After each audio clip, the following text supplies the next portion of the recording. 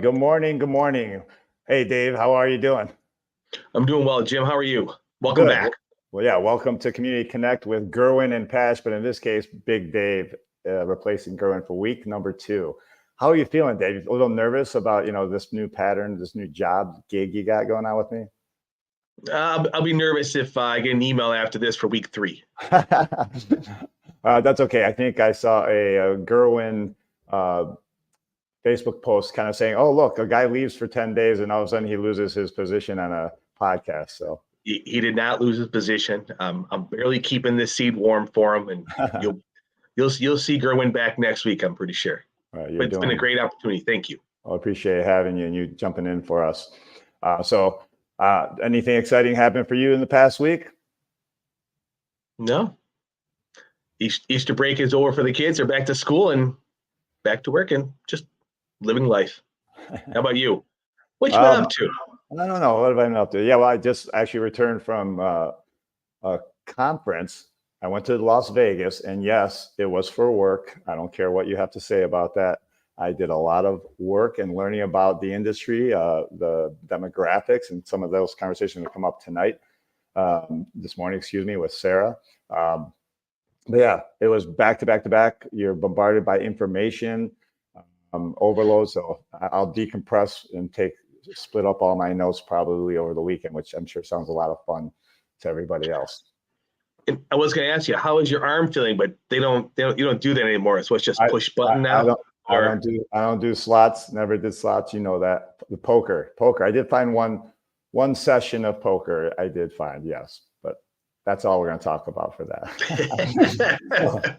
Well, without further ado, let's. No one came here for us, Dave. Right? I mean, maybe your mom might be watching for you. My mom might be like, "Oh, look at my beautiful son with the great head of hair." But anyway, most people did not come for us. So let's dive right in with our guest, Sarah Moore. And we both know Sarah on another level. We'll just get that out of the way. You and I both played rugby here in Rochester, and we met Sarah through that journey. She was a terrific, and still is actually, a returning rugby player and a leader on the field and in life. So, but what we have her here for today is what she does for a living. Her company, she is a COO with Lawson Company. She's a seasoned entrepreneur and project director with a passion for creating inclusive communities. And she, as a co-founder of W Lawson, she leads strategic consulting and community development initiatives with a focus on equity in aging, which is what we'll focus on today. She's a board treasurer of Communities of Inclusion and Belonging. Sarah works on innovative models for inclusive communities catering to older adults, intergenerational families, and caregivers. She's currently working to develop an intergenerational community model at a historically Black college or university. And beyond her professional pursuits, we just talked a little bit about her rugby career, but she's also a mother of 2. She enjoys coaching the rugby and volunteering with Girl Scout leaders and hiking in the Adirondacks. And her family is key to all of that. So we'll now bring Sarah. Good morning. Sarah, good morning. Good morning. Hi, guys. Good to see you both here. Yes, great as well. So, Sarah, it's great to have you. Before we get into all the nitty gritty of all the great information you have to offer the listeners, let's just talk about you. How have you gotten to this, this journey you've taken up to this point to where you are? Yeah, so the word that I like to use for describing how I've gotten to where I am today is kind of circuitous. I definitely never expected to be doing this work. I don't think when I was young, I don't think I had any concept of there being a career in aging services. It was just something that wasn't on my radar. But I went to college for landscape architecture, and my passion there was in community planning. And I always thought that I would want to do something with that.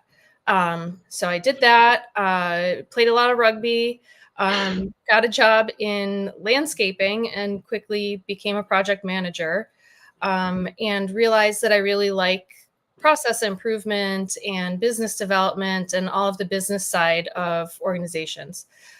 So I did project management for a long time. And then I was recruited to join an organization in aging services. And as soon as I started learning about that, I realized that I am really passionate about it and I really enjoy it. And I like doing good work that can improve people's lives. So a coworker of mine and myself would engage in these side conversations about like, someone should really be doing something about this, and why don't they do better for the diversity program, and why don't they why don't they do X, Y, and Z? And then we both found ourselves with an opportunity to branch out on our own and realize kind of that why we could be those people. Why not us? So we started the W Lawson organization, and that's how I got to where I am now. Awesome. So in some people's stories, my story switching careers was something that happened in my family. I just saw kind of how you described, you never thought you would be doing blank. So I was wondering if there's anything like that. Was there anything that you saw other than just that chance flow into the aging? Was there anything else personal that you may have seen as well that may have kind of, if you had to justify how you got here, is there anything like that? Yeah, the pandemic definitely played a part in it. It was really difficult to have 2 young kids home and not knowing how to help them with virtual school, and trying to do work that required me to go into an office sometimes. And my employer at that time really tried to be accommodating, but it just got to a point where it was like, I don't know if I can do this. So I took a long break, and it was during that time that I got this other opportunity to sort of shift gears and move into a different space.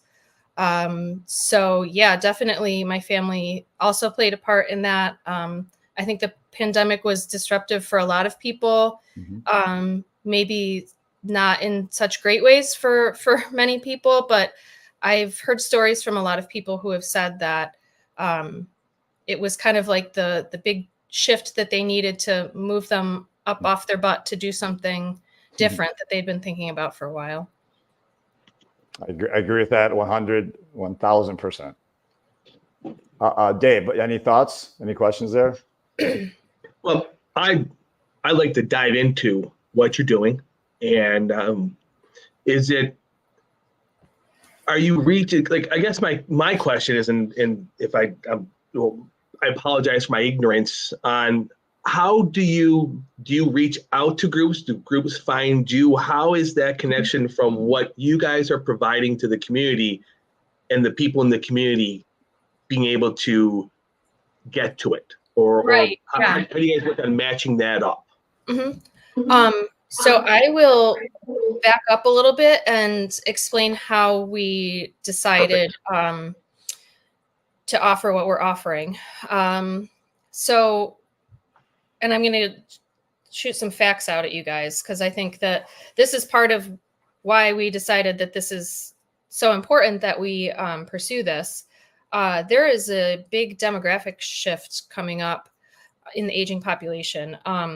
In 2040, there will be 81 million older adults. That's 65 and over. That's a 44% increase. That's really significant. Of those, 28 million will be people of color. That's over a third. And, there's a lot of other identity factors that are changing. Right now, baby boomers, only 8% identify as LGBTQ+, and Gen X, that number is 18%. And it only grows with each generation. And in long-term services and supports, those were in general kind of created by and for what was the status quo back in the day. And that's white people, it's straight people, so-called traditional families.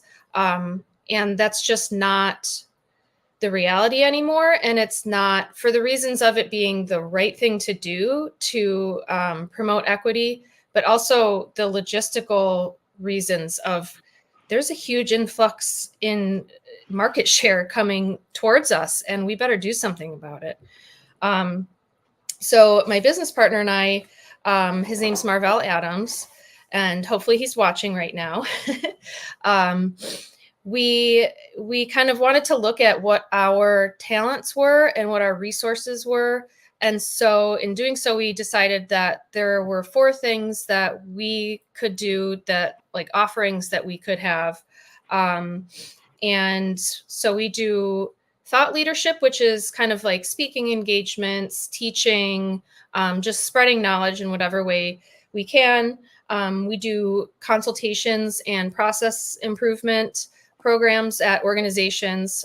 So that's kind of where my background in project management comes in. And we do community development. And that's the project that you mentioned, Jim, about the historically Black colleges and universities. We received a grant to develop a program there, and we're hoping that we can someday get it built. And then finally, our Longevity and Inclusion Alliance Fellowship Program, which is the most interactive thing that we offer. And that is, it's all virtual except for the retreat, which, Jim, you're coming to next week. I'm really excited. Yeah. But yeah, we do these monthly in-depth meetings where we discuss some tough topics, and the way that it's different than other DEI programs is that we are really action-based. We insist on, we're not just going to talk about it, do the internal work, and then I'll walk away being like, yeah, that's all great ideas. People are forming a plan and turning that into action. So we have our meetings, and then we cap off the 6-month session with a retreat where everyone can go and talk and be together. We've got some amazing speakers coming up. So yeah, those are the 4 aspects of what we offer. And I don't know if that answered your question, Dave, but it does. Yeah. Okay, great.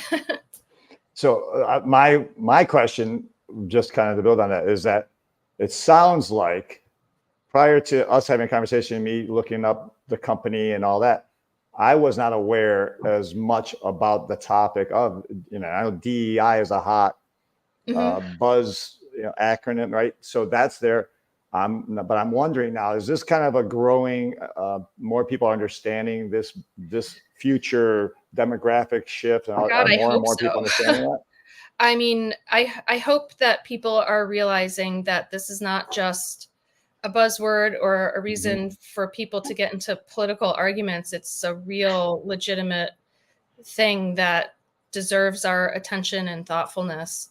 And like I said before, it's equity and promoting equity, promoting inclusion. Why wouldn't we want to include everyone? Why wouldn't we want to have diversity that represents our population? It's the right thing to do, but it's also, I think that any organization right now that isn't really taking a hard look at themselves, they're setting themselves up for failure. Yeah, I think that's a great point, and I love what you said about the end part of your workshops, for example, is having this plan. You met together. Did you just do this to check a box and say we have done this, or have you implemented things? So I think that's a huge part of the whole goal of what you have going on. Yeah, and we strive to help people identify where their challenges are and where they can make a difference. And you can do that a huge variety of ways. You can use data analysis, you can use surveys, you can have conversations. There's a lot of ways to inventory where you stand now and identify the gap between where you want to be and where you are today, and then set goals that allow you to close that gap. So if there's a company or an individual watching, right, and they saw the topic and that was like, oh, okay, let me check into that. What would you recommend if I'm an individual person in a small agency that's growing, and we certainly don't have a layout, and I'm sure there's other companies or individual people starting their business. Where do you begin? What's your suggestion for where you begin to get prepared to address these things in a productive and adequate way? Well, I mean, anyone that is watching or listening that has that question, please feel free to reach out to me. And I think you've got my contact information to share. I'm happy to help. I'm someone that I'll help anyone, whether it's, there's something in it for me or not. So, and it's the right thing to do. So I'm happy to guide anyone on their beginning of their journey, middle of their journey, deep far in, or just be a thought partner with those people. So I would say contact me if you are comfortable doing that and you want to. But I think doing the internal work of understanding why this is important, that needs to be done, but also setting up the structures. So whether that's policy or process, they go hand in hand. So you need to address both of those things. Terrific. Are there any Facebook groups or anything like that where this topic is just something that if someone chimed in quickly, is there something like that? That is a really good question, and I don't know the answer to that question. We have a bit of a presence on LinkedIn, and that's something that we would like to build more and do more, like webinars and virtual sessions and things that are easily accessible for people that are starting to dip their toes in and trying to orient themselves so where they can begin. But yeah, I'm not aware of Facebook groups, but I'm sure that they do exist. Or maybe they will after this show if someone decides to, Dave, any follow-ups to that? Yes. As you progress through, are there expectations, goals? Are you looking to reach more individuals, connect more on the business side? Obviously, there's a connection between both of those. But as you talked about small businesses or large businesses, is there a niche that you're looking to build into or grow into that would set yourself apart, set your organization apart, or be a key item that you want to focus on? Well, I think anyone within the field of aging services, or we say in the field or adjacent to. So we have people in our group that are tech companies, we have architects. So people that you don't have to be working at a nursing home to be benefiting from this kind of information. But anyone that creates things for the aging population or has anyone in the aging population as their customer base, I think that's who our target market is. And how we are differentiating ourselves. I think we know our strengths, we know our limitations, and that's kind of why we developed those, like that 4-pronged approach with what we offer at the moment. And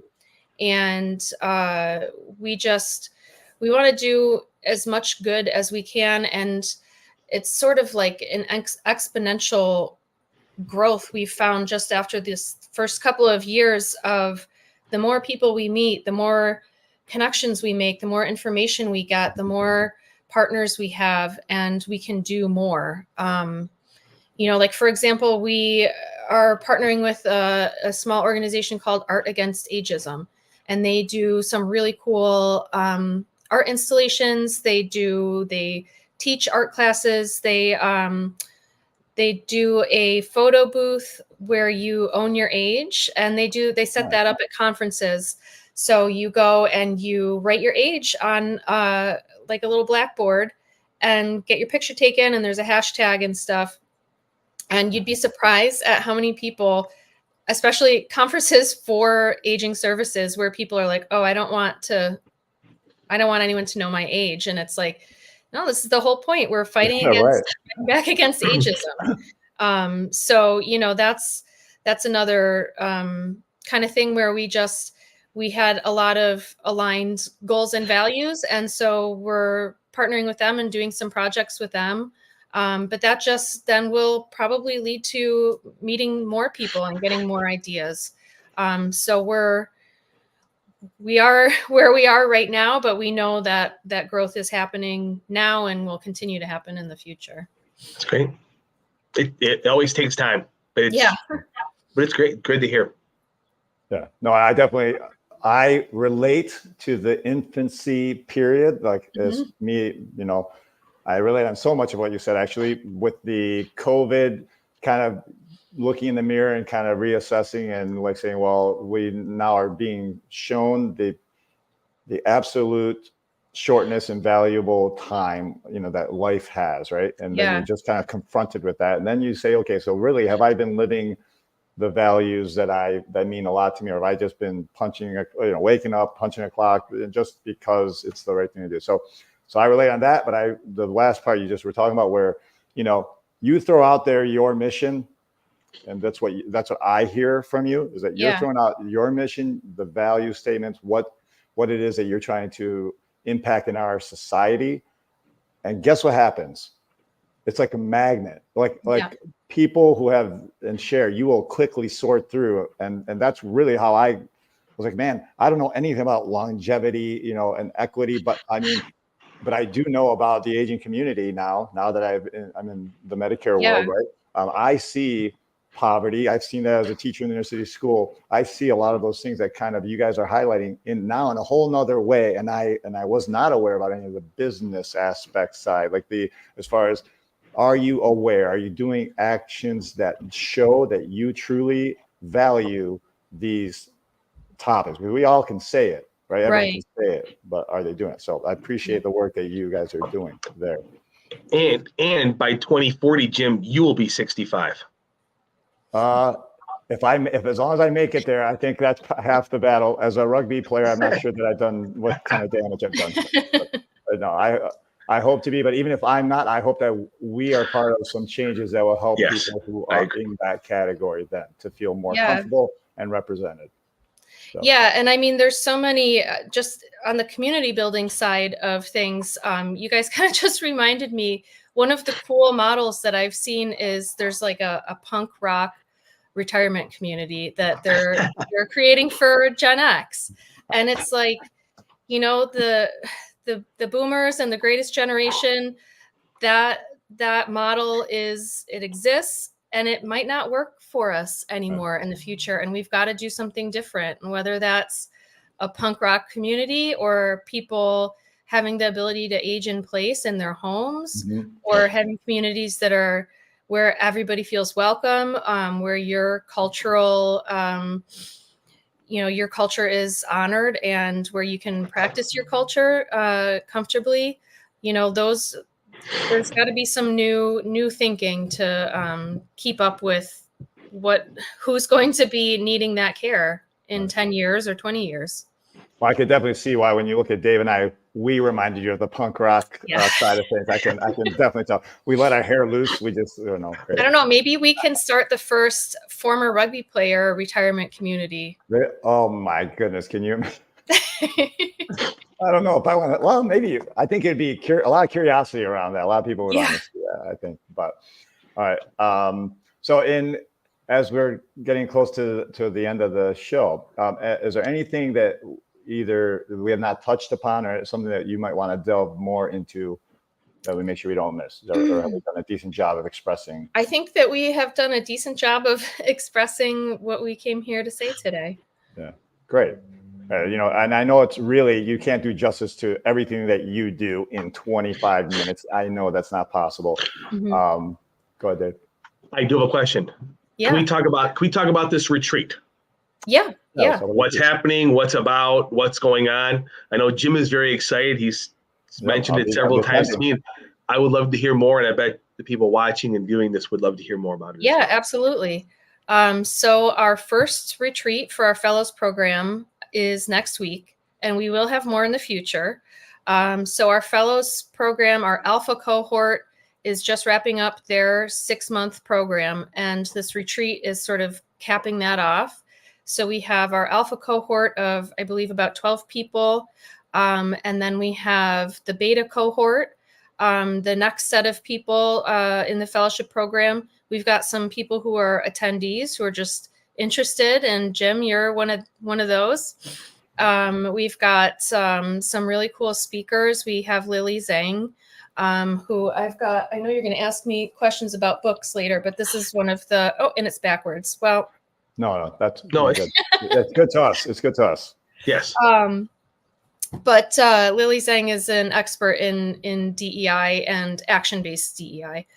And we're having a variety of, we're going to have some roundtable discussions. We're going to have some facilitated discussions, a fireside chat. We're having a networking event. We are having some lectures on, we're having someone come in and teach people how to use data and analyzing data to sort of benchmark yourself and set goals. So it's going to be a lot of great content. And I'm just really excited to gather together this group of people who all believe in this as being important work to do. So I think that's the thing that I'm most excited about, is just to be in a room full of people that all have the same values and working towards the same stuff. So our beta cohort is starting, I believe, in June. And we do still have spots there. And then so we're planning on doing 2 a year. And each one will be capped off with a in-person retreat, and the rest of the fellowship is all virtual. That's awesome. That's wonderful. Yeah. Thanks, Dave. Thanks, Dave. Well done. That's why he'll be back. Your email's already being sent, Dave. See you next week. I might be out of a spot here. So, but anyway, thank you, Sarah, for all that. So now we're going to go into our Connect 4. Are you ready for Connect 4? I think so. You sent me the questions ahead of time, and then I failed to prepare my responses. It's even better. People are going to be off the cuff. Yeah, here we go. So, all right, Dave, you got question 1 for us? Yes, I do. What is your guilty pleasure TV show? You can give a kids and an adult one if you want. Forensic Files. I don't know what's wrong with me, but it calms me down. If I'm stressed out and anxious, I watch Forensic Files and it calms me down.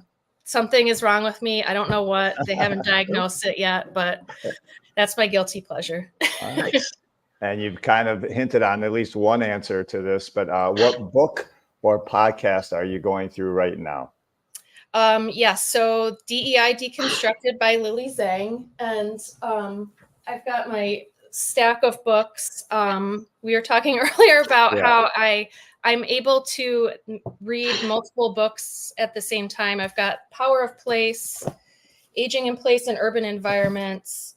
I've got a murder mystery book, Some Choose Darkness. I just finished The Wild Truth, the story about Chris McCandless, getting the true story of him getting lost in the wilderness.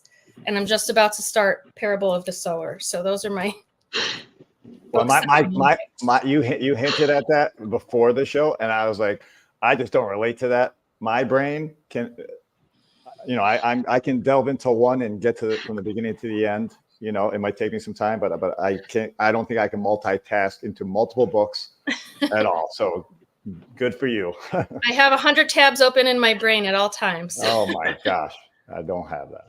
Go ahead, Dave. All right. Question number 3. What is your superpower? So I was going to say my superpower is that I never give up, but maybe my superpower is that I can read 6 books at a time. Yeah, there you go. That's a good one. Nice. And then finally, what is a habit that you believe you need to work on? So maybe not necessarily a horrible bad habit, but something that you just would like to do better at. I would have to say something that I've been working on for a while and I continue to work on is imposter syndrome. I know a lot of people share that with me, but it's so hard to get over that feeling of who am I to to be saying these things or doing these things, or to be asking people to trust me. And it's a daily battle to overcome that, but I've made a lot of progress, and I think it's something I'll probably be working on for the rest of my life. Well, I've never heard it actually referred to as that. And I have to say, like, I'm leaving with like goosebumps here, because that's exactly how I feel. I don't know if Dave relates to that, but I mean, especially changing careers, all of a sudden to say, well, who are we to do a podcast? Who would want to hear from just two average people, just kind of sharing what's going on that's good in our community? But it's exactly what you got to get over, because, who are we not to, right? We have every ability to do it. And by the way, if you do go check out different podcasts or different people in different space, you're like, some of these people, you go, I can do that, right? Like they're like, some people are so impressed. You're like, I can never be like them. But others, you're just like, I think that gives me hope that I could be, valuable. So, but I love that. Never heard that phrase. Yes. So, all right, Sarah, we appreciate your time today.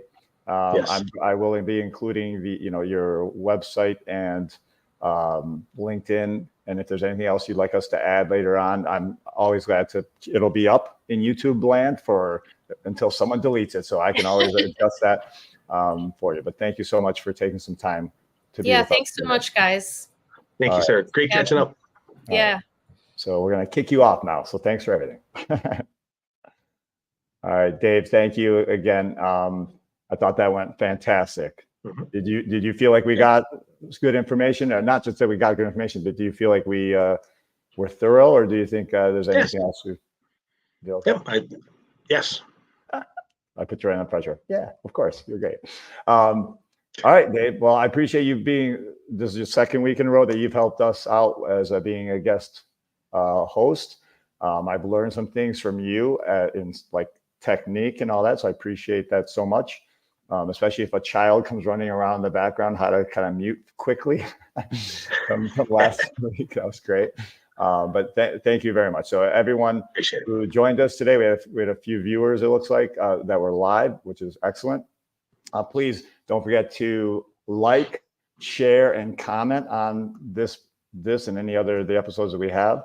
And I know Sarah very well, and she will respond to you if you have anything directly aimed towards her. W Lawson, I've not met Marvell yet, but I look forward to meeting him.